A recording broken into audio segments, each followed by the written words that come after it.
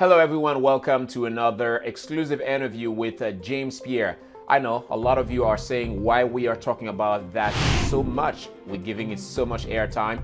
It is because it's so important to our Haitian community. It is also important to me. Today, another story, empowering story about TPS. That one, she's a 31-year-old born in the Bahamas from Haitian parents. Now, she is here in the US under the TPS, temporary protected status. I would say she used to be because TPS is no longer. TPS is being revoked after the decision by the Supreme Court. And as you know, Judge Reyes had to put a stamp on the decision, now allowing the Trump administration full authority to arrest and also deport 350,000 Haitians. Yes, imagine a stadium full with 350,000 people. That's a huge number. But guess what? What are you hearing now? Exactly, silence. Silence is what I'm hearing, not only from the Haitian community, but also from the Haitian government, who might be able to receive 350,000 people.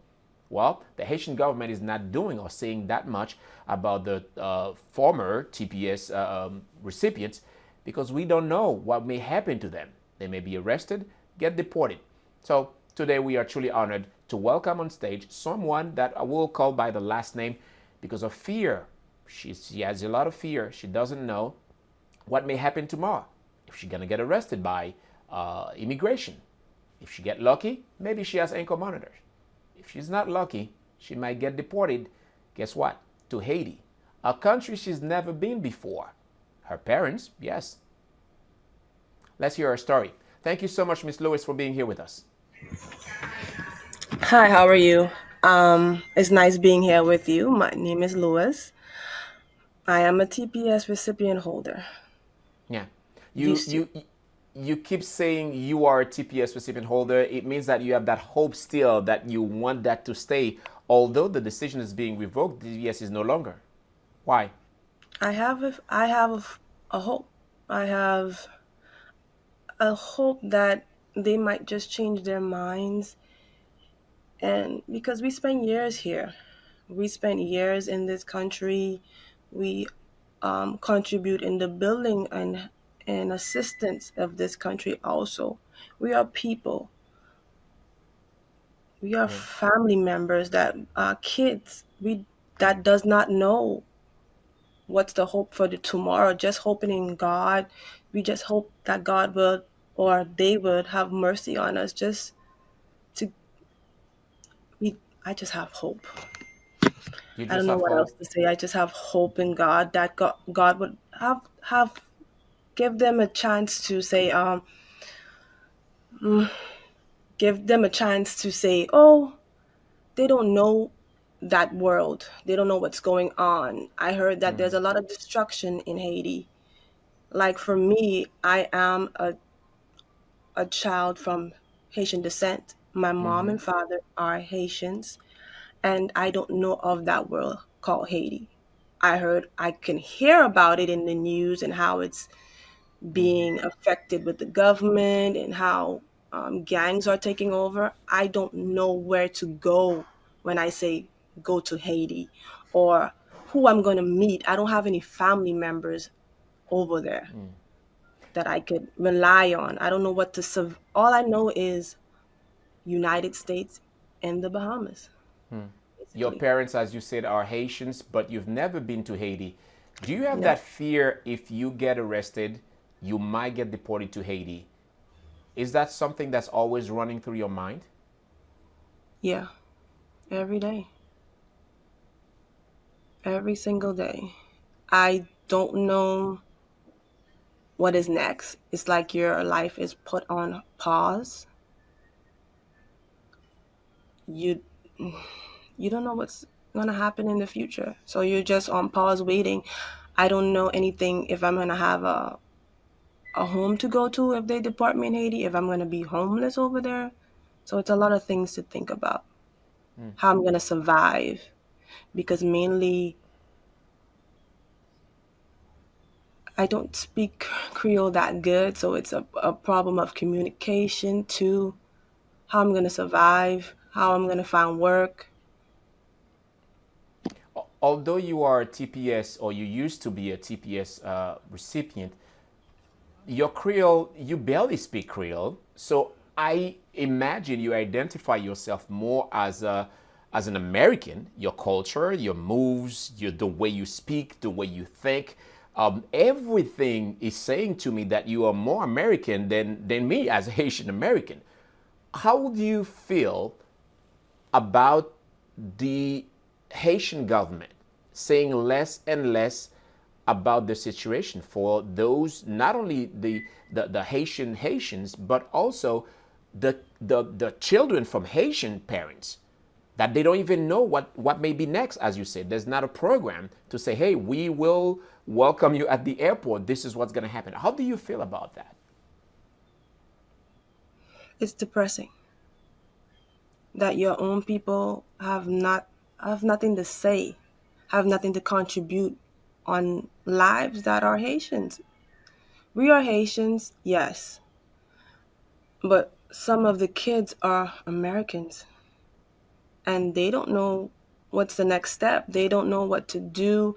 They barely they barely say anything, literally. They're silent. They don't say what programs, how they're going to help us integrate into their communities, how they're going to help us get housing. They're just silent in the background. They're letting this happen. They're not standing up for us as Haitians. I would like to let our viewers to know you better. Tell us more about you. When did you come to the US and how? So I came into the US when I was about 27 years old, 27, 26 years old to be exact. And I came from an island in the Bahamas. I grew up basically the same thing as here, the fear of getting deported, the fear of the unknown, because my parents in the Bahamas was immigrants also. They came to the Bahamas in search of a better life, a better future for their kids. But when they came over, I was not born yet. So I was born in the Bahamas. And as a child raised in the Bahamas, as a Haitian descent, you always have discrimination in the Bahamas because you're Haitian. They treat you less than, basically unhumane sometimes because of your Haitian background. They identify you by your last name. That's how they say that, oh, you are Haitian. And basically, we don't have a status in the Bahamas, I would say. I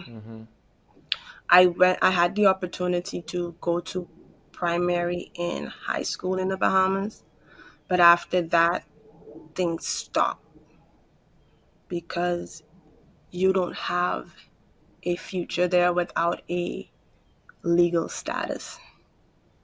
And that's another fight that you have to endure. When I'm saying illegal status, that you were born in the country, you got a birth certificate, but you're not like registered as a Bahamian. You're still considered a Haitian. And some Haitian, Although you were born in the soil of the Bahamas. you're considered a Haitian. You would only receive the passport of a Bahamian until you reach the certain age of 18. And then you apply like you getting naturalized, if I'm saying the word correctly. Naturalized. Mm-hmm. Yeah, naturalized. You'd have to go through the basics, like you would put your name in the paper so that they would know that, so any other community member would know that you would testify to see if you are a good person, if you didn't do any crimes. And and then if everything goes well, that you didn't get a backlash in regards to the paper, then you would have to do a test on the culture, and then you do another waiting to see if they would grant you this passport. But some people who were born in the Bahamas, it usually takes them about 20, maybe 18 years. Some takes longer to even get that said passport. Now imagine when you don't have this said passport, you don't have no job, you wouldn't be able to go to school because you're not You're not Bahamian. technically a Bahamian. Miss Yes, Lois, you said that you were facing discriminations in the Bahamas. Do you feel also as a Haitian TPS recipient in the US is the same story? basically, yes. When you look in the internet and you look at TikTok, things like that, things like social media, Facebook, we are not liked anywhere. And it's hard to say that we're not liked anywhere. We're getting hit everywhere, left, right, and center because they don't like us. I recently heard that Jamaica doesn't like us. Other countries they're in a high scale of deporting Haitians everywhere. Just recently, I heard one of my friends back home in the Bahamas, they just deported about 120 Haitians back to Haiti in a high scale. They're deporting them every 2 weeks, like the Americans are. We don't have a voice anywhere. And when you Would look at the history of Haiti, we are a country that helps, and no one's trying to help us. When we got our independence and we fought, we didn't just keep it for ourselves. We went around the world and we fought to free every black nation, every black people. And to look at it right now, every brown person, every white person is against us. And sometimes I wonder, what did we do that everyone is hating on us? how is your life right now knowing that TPS is no longer? ICE agents are everywhere around the country making arrests, and detention centers are being filled up so fast. And the Trump administration announced quickly there will be deportation of Haitians back to Haiti. My life, I'm even afraid to go outside. I'm afraid to walk down the street or to go to a grocery store because I'm afraid to get deported and deported to a country that I was not even raised in, deported to something that I don't know of. Basically, how I'm going to survive there. And just hearing the backlash about Haiti and the gangs and the I know it's not everywhere, but I'm afraid of that. If I go there and I'm safe, is my family safe? It's all kind of thoughts going through my head. A lot of questions and concerns. I can feel your pain and how you're dealing with. And should I add something a little bit more personal as a Haitian as well?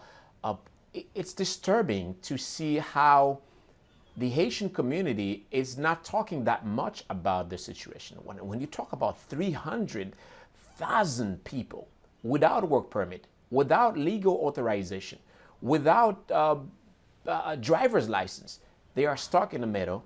But somehow, some people go by like life is okay, life is beautiful, and not thinking about them as well. You are a very church person, you're a religious person. What would you Hmm. say to those who are neglecting to talk about the that very deep issue, the TPS recipient case being revoked now? As we know in the Bible, Jesus said himself, "If you take care of the homeless, believe it, you take care of me." People, I get the two sides of it because some are afraid of helping uh, other illegals because they don't want to be affected by it. But I don't get the others that who are legal in this in this country that are Haitian descent that are not. But we have a majority of us here in our organization as Haitians that are helping the fight to help Haitians like us. And we have a majority that is just silent. Um, I would like to tell them don't be afraid. Once you help someone in need, in not just by assisting them with basic living necessities, that would be great. But if you are not willing, then it's okay also. I understand where you're coming from. I understand the fear in helping others in regards to this whole situation that is going on, so I don't pressure people into giving. But God does all say help others and you will get it in return. But it's not necessarily a push because they are afraid of their lives also, I guess. It is affecting them too in certain ways. And some people have families that they're assisting with like basic necessities and a little here and there bills, but it's not a, a lot of help, but it's a thought It's that counts, I something, and guess. it's something that is helping those as well in need. And the last thing that I'm assuming that you need right now, or the so sorry, I pick up that question real quick. Sorry. Okay, that is it's fine. I think it was me or someone. Okay, perfect. And the last thing that you need right now, I will say, it's criticism from the Haitian community. There is a, I'm trying to really being politically correct here, control the language. There is a challenge, or a very dumb challenge, should I say, online about I see. exhibiting passports, saying that aquí está el diablo, me diabla.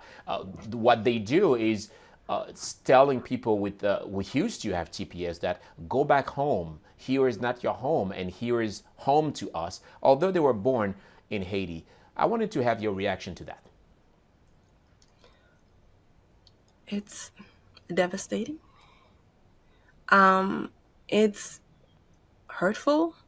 It's a lot of words when I see it because when they came here, they came for a lot to have a life. They came to build a future for their families, and it's through a family member, through uh, other people that they got to live this life where they have a passport and be free, get their education like what we want in America right now.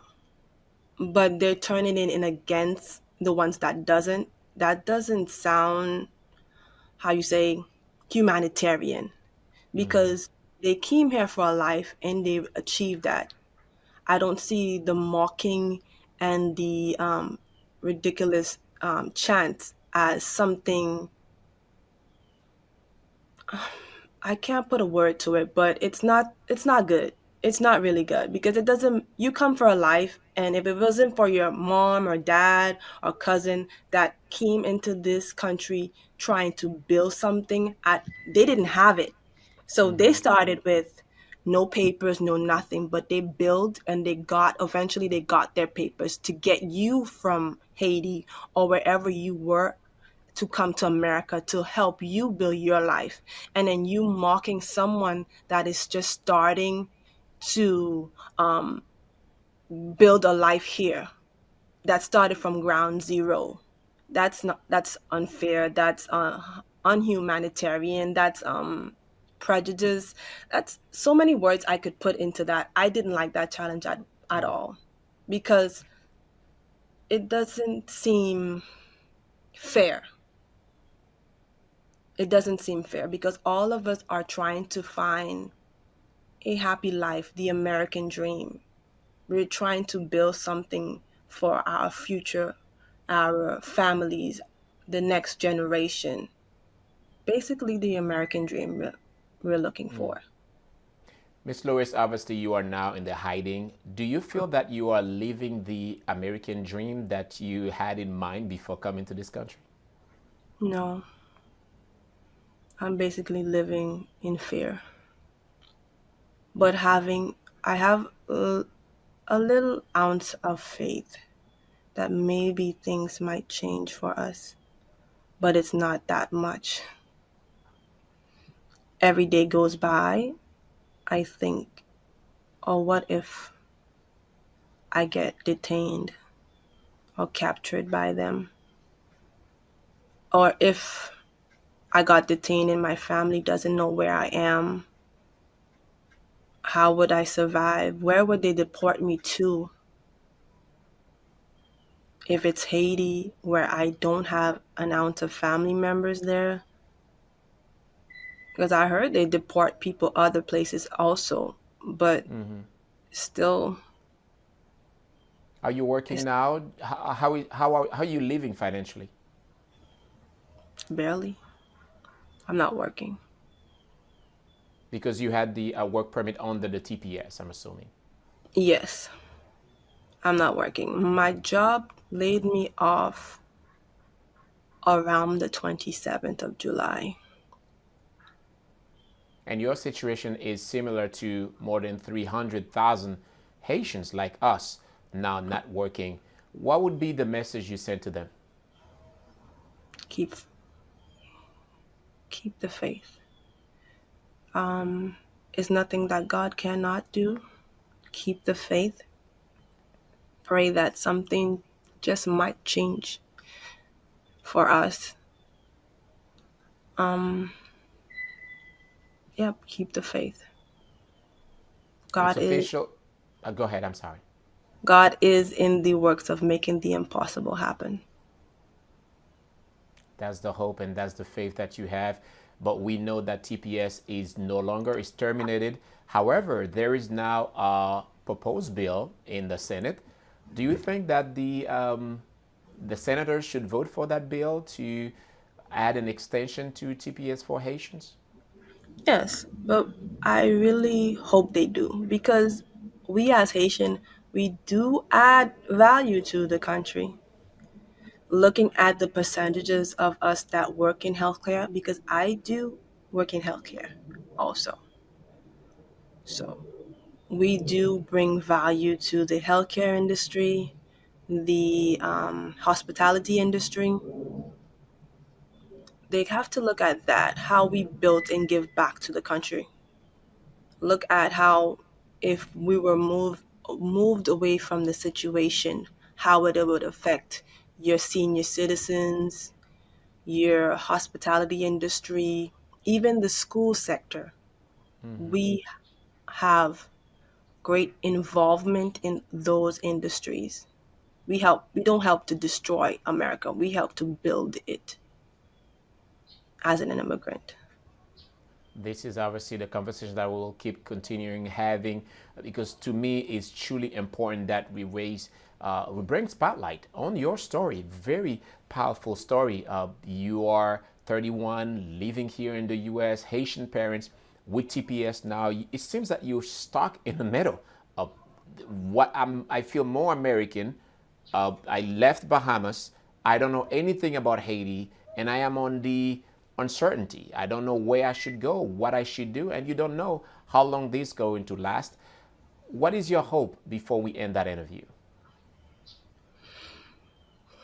Mr. Pierre, my hope is that the government or the Senate sees our value, sees our contribution, see our impact to their communities, and make a serious change.